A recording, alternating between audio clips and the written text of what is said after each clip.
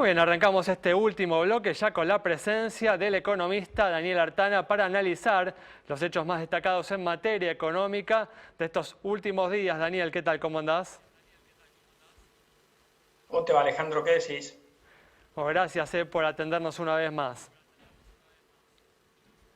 Bueno, No, gracias a vos. hablábamos, Daniel, en el primer bloque que en el mes de junio el dólar oficial registró un aumento cercano al 5%, el aumento mensual más alto desde el inicio de la gestión de Alberto Fernández, alimentado en parte por las compras de divisas realizadas por el Banco Central a lo largo del mes. ¿Estás de acuerdo, Daniel, con la política que aplicó la entidad monetaria en junio? Bueno, lo que estuvieron tratando de hacer es recuperar parte de las reservas que habían perdido en abril y mayo. Eh, yo creo que en realidad el gobierno aplicó o el Banco Central aplicó un control de cambios muy duro que no es sostenible en el tiempo. El propio Banco Central en alguna medida ha reconocido esto. Por lo tanto, uno, más allá de mirar lo que pasó en el mes, tiene que mirar la tendencia y en definitiva lo que se necesita es que el programa económico, cuando lo conozcamos, todavía no lo conocemos, tenga la suficiente credibilidad como para que el Banco Central pueda comprar divisas, porque de hecho la Argentina tiene un superávit comercial enorme este año, o va a tener alrededor de 15, 16 mil millones de dólares, sin necesidad de recurrir a controles que a la larga no son sostenibles, digamos. Pero bueno, en este mes ha logrado, como vos decís, depreciar un poco más y comprar bastantes, recuperar más o menos la mitad de los dólares que había perdido en el mayo. Bueno, enfatizaste justamente, ¿no?, la necesidad de un plan económico. ¿Por qué te referís a esto, ¿no? ¿Qué significaría justamente un plan económico y por qué es tan importante, ¿no? Bueno, porque hay una gran cantidad de incertidumbre, ¿no? La pandemia ha generado un aumento descomunal en el déficit fiscal. Recordá que el año pasado tuvimos un déficit primario entre medio punto y un punto, según quien lo mirara, el gobierno saliente o el gobierno entrante del PBI. Y este año seguramente nos vamos a ir a un número de alrededor de 6 o 7 puntos del PBI. Abril y mayo, por ejemplo, vinieron a niveles de 11 en esos meses. Entonces, bueno, vos tenés que no solamente cómo va a recuperar la economía después de la pandemia, sino cómo el gobierno va a ir reduciendo todos estos gastos temporarios que supuestamente se hicieron para aliviar al sector privado, tanto familias como empresas. Y ahí aparece una primera cuestión, que es que han empezado a aparecer ministros y después el presidente diciendo que quieren mantener en forma permanente, por ejemplo, el IFE. Y esto tiene un costo fiscal enorme. Entonces, si vos ya tenés una situación fiscal delicada y empezás a agregar ya no gastos transitorios, sino gastos permanentes, y todo eso va contra el Banco Central, te empieza a generar una incertidumbre importante. Entonces, más allá de las declaraciones, que a veces, bueno, se pueden hacer a las apuradas, es muy importante que conozcamos el presupuesto. Todavía no hay un presupuesto público. El gobierno ha estado con la excusa del tema de la deuda, pero por ahí de hecho un presupuesto para lo que no es deuda. Y de cuál es la estrategia fiscal de mediano plazo del gobierno. Después está el tema de qué va a hacer el Banco Central con la enorme emisión que se ha hecho hasta ahora, que se ha podido estabilizar, en parte porque subieron temporariamente los depósitos a la vista en una situación de incertidumbre. Esto es normal que pase, ha pasado en otros países también, pero el día que pase la pandemia esto va a volver a la normalidad. ¿Y ahí qué va a hacer el Banco Central? Si no baja la cantidad del ELIX, el crédito al sector privado, que va a querer subir, en la recuperación no va a poder subir. Si decide inyectar liquidez, el riesgo de que se acelere la inflación, primero la depreciación del oficial y después la inflación va a estar. Es decir, una economía no puede vivir con una brecha cambiaria como la que tenemos hoy durante mucho tiempo, puede vivir un tiempito. Así que bueno, hay una cantidad de interrogantes. ¿Y cuál es el programa estructural del gobierno?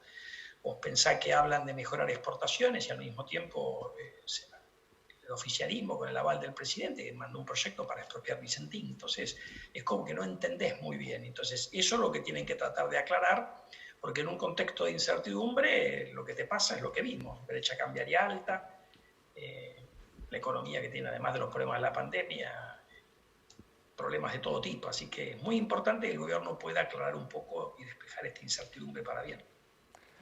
Sí, en este contexto aparecieron, ¿no?, algunas dificultades en la negociación con los acreedores, ¿no? Un acuerdo que no termina de resultar como un hecho, ¿no? Sí, ese es otro punto que también hay que resolver. Argentina, si va al default, todo va a ser mucho más complejo. Y si hay un default parcial, porque algunos acreedores aceptan la oferta y otros no, igual vamos a tener el ruido del default y de los litigios en Nueva York. Yo creo que a las dos partes les conviene arreglar. La plata no está tan lejos. Me parece que el gobierno metió un poco de ruido con este tema legal, con esta interpretación medio creativa, para ponerlo de alguna manera, de las cláusulas de acción, de lo que te permite esta estrategia ya llamada la estrategia Pacman, de ir haciendo sucesivos canjes de deuda para tratar de lograr las mayorías de las cláusulas de acción colectiva, que esa no es la lógica con la cual se escriben esas cláusulas. Después está la discusión, la reacción de los bonistas de por ahí pedirte cuestiones que una interferencia en las decisiones de la política económica que va más allá de lo que es normal. Ahí la cosa se complicó un poco en cuestiones legales, pero yo creo que ahí el gobierno cometió un error, quiso ser demasiado creativo y en estas cosas no hay que ser muy creativo, hay que resolver los problemas. ¿Cuál es tu expectativa, Daniel, en relación justamente a un posible acuerdo con los acreedores? Mira, mi impresión es que a los dos les conviene acordar, la diferencia en plata no es muy importante, el tema legal se debería resolver con sentido común. ¿Qué es sentido común? Al que canjea un bono emitido en los canjes 2005 y 2010, se le da un bono que tiene las mismas condiciones que ese canje, que son cláusulas de acción colectiva más difíciles o más estrictas, más duras para el gobierno, y al que canjea un bono emitido por el gobierno de Macri post-2016 se le da esa misma protección legal. Y sacás un ruido innecesario en la negociación. Y la plata habrá que mejorarla un poco, tratar de evitar los cupones atados a exportaciones y a PBI, porque otra vez están mal definidos y van a terminar siendo muy costosos para la Argentina.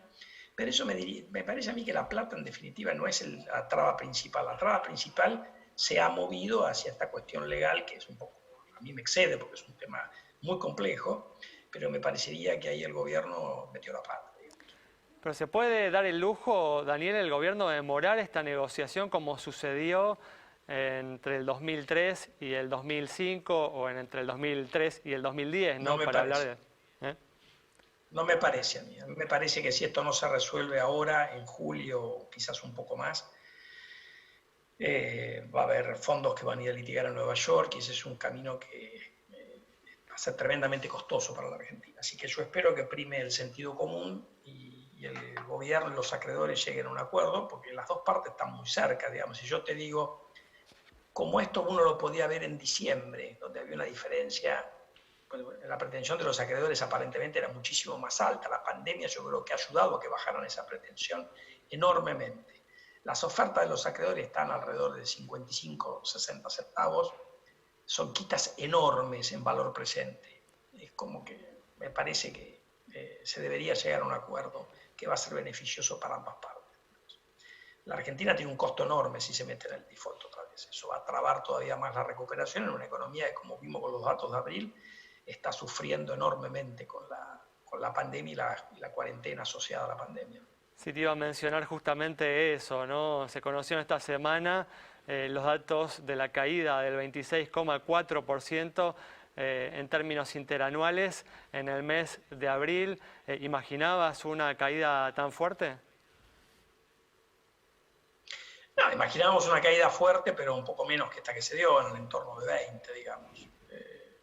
Yo creo que igual esto está muy asociado a las restricciones que en general te la genera el propio susto de la gente a la enfermedad, no todo es la cuarentena. La cuarentena, si uno mira estudios de otros países, te agrega, pero la principal causa de la recesión es el temor de la gente a pegarse un virus. Después, obviamente, si vos diseñas mal las cuarentenas, el problema se agrava en términos de actividad económica.